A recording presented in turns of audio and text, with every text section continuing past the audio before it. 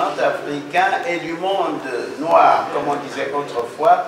Mais vous savez que, partisan de la biologie moléculaire, lorsque je dis noir en réalité, je sais que les hommes n'ont point de race puisqu'il y a des phénotypes simplement et il y a un ensemble humain.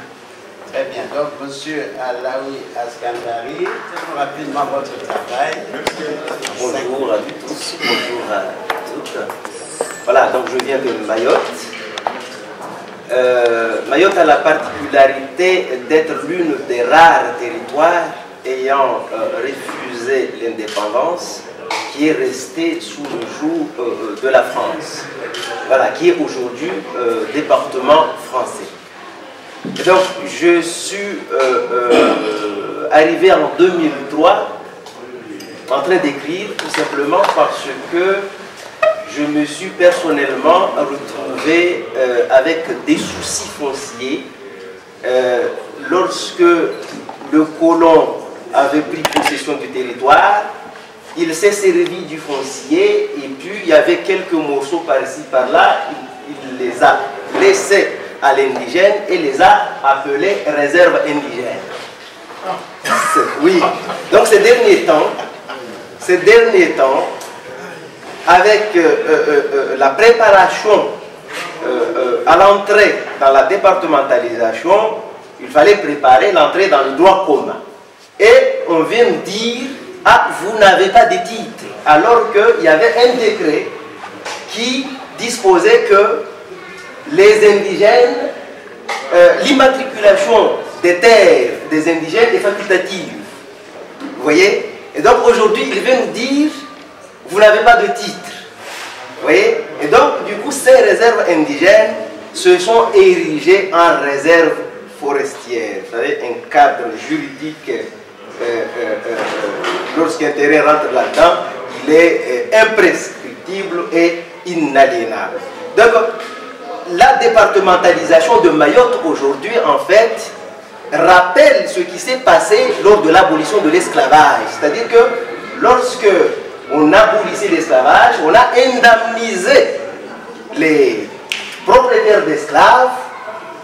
Et donc aujourd'hui, avec la départementalisation, nous avons à indemniser le propriétaire du département. Parce que nous avons à revenir racheter nos terres. Voyez-vous? Donc l'histoire se répète en fait. Voilà. Donc j'ai sorti 3 ouvrages sur le foncier. Après 10 ans de recherche sur le foncier, lorsque je parle aux élus, aux autorités politiques, ils nous disent mais il faudrait un spécialiste pour nous éclairer sur tout ça. Lorsqu'ils disent il nous faut un spécialiste, ça veut dire, entendez par là, il nous faut un blanc pour nous éclairer sur tout ça. Donc vous voyez, 10 ans de recherche là, si c'est un cru, ça ne le fait pas. J'ai abandonné ce terrain dernièrement parce que je me suis rendu compte que le problème est plus profond. Donc, on retrouve là-bas la problématique de la nécessité de l'engendrement, de l'auto-engendrement. C'est un petit peu la problématique qui a animé, qui a caractérisé ce regroupement depuis hier et avant-hier. Et donc, pour cela, j'ai atterri sur le terrain philosophique, mais aussi théologique, religieux, pour essayer de conduire un travail de conscientisation pour essayer de désintoxiquer un petit peu ce que les Arabes nous ont amené et ont appelé l'islam. Vous voyez, lorsqu'on interroge bien l'islam, lorsqu'on parcourt le Coran, on retrouve les préceptes de la religion pharaonique de l'Égypte antique. Vous voyez? Et donc, c'est ce que je me propose de faire. Vous voyez? Le Coran dit que, par exemple, dans la sourate 28, vérifiez, au verset 52a, 55, on parle des Noirs, et quand on fait les commentaires de bas de page dans le Coran, on dit que ce sont les Juifs et les chrétiens. Sauf que lorsque vous reculez à 6 versets plus tôt, vous vous rendez compte que là, Dieu parle des juifs et des chrétiens en mal. Donc on ne peut pas tout de suite après venir parler en bien. Vous voyez, donc j'ai senti qu'il y avait une logique. Je parcourais des commentaires et je voyais à chaque fois cette même lecture. Jusqu'à un jour où je suis tombé sur un fourni, un maître, qui avait un bon document. Et là-dedans, ça atteste effectivement qu'on parle des gens qui viennent du pays du Cham. Et c'était des nègres. C'était Bilal et les autres. Voyez-vous? Et donc, dans nos prières aussi, dans nos Fatiha, il y a une prière assez importante qu'on appelle le Badri. Partout, ça se fait. On parle des Aus et des Azraj. Alors que nous ne savons pas que ce sont des peuples nègres. Vous voyez? Il m'a fallu lire chez Kanta Diop, National Agriculture, pour comprendre qu'il s'agit là de peuples nègres.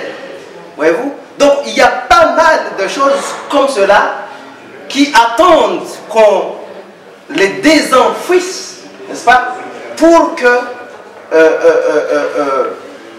pour les nègres en tout cas, qui adoptent la religion musulmane, qu'ils puissent avoir leur mot à dire là-dessus. Et je pense que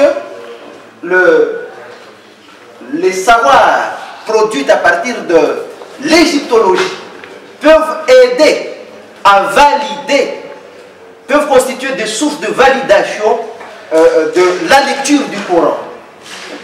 Donc, je pense que c'est un terrain assez prometteur et j'envisage justement d'entrer en thèse pour poursuivre ce travail aux côtés des grands maîtres, dont M.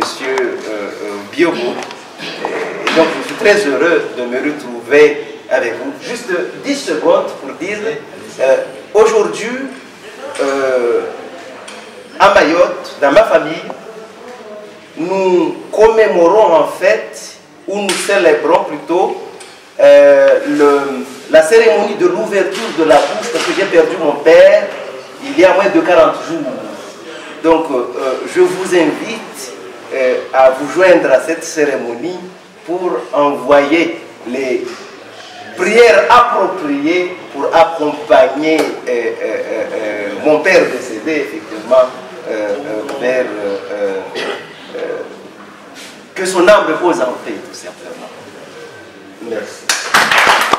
Je voudrais dire une chose avant d'appeler le troisième intervenant.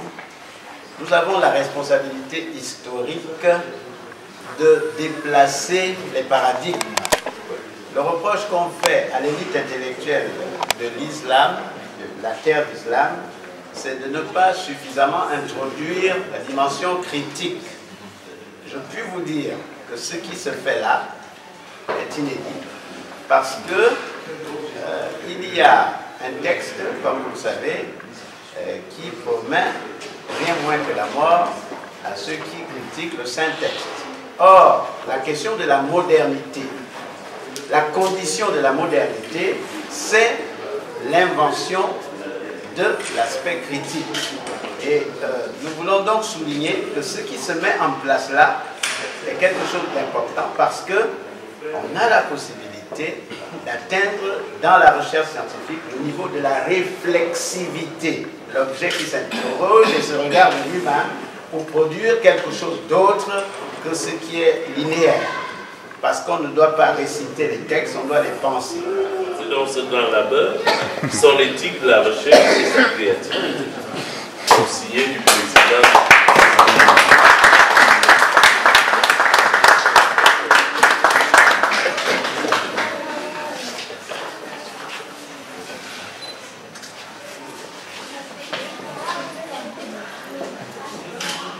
Merci. Ne bougez pas.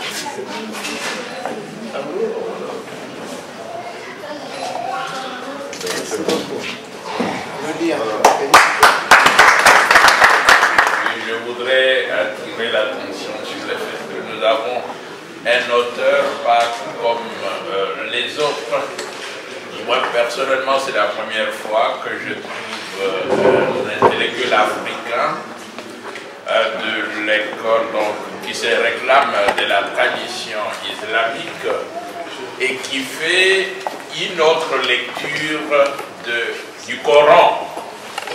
qui essaye de voir quelle est la place de l'homme noir dans le Coran. Qu'est-ce qui est dit et qu'on ne raconte pas. Nous savons déjà ce qu'on raconte, il y a le Fakoli qui le dit souvent, mais chez lui, je rencontrais, j'ai eu le temps de m'entretenir avec lui, il y a des éléments particuliers que nous ne connaissions pas, que la plupart des Africains ne connaissent pas, et qu'ils peuvent intégrer dans les débats relatifs au dialogue interreligieux. Donc c'est un chercheur particulier et ce dont nous avons besoin.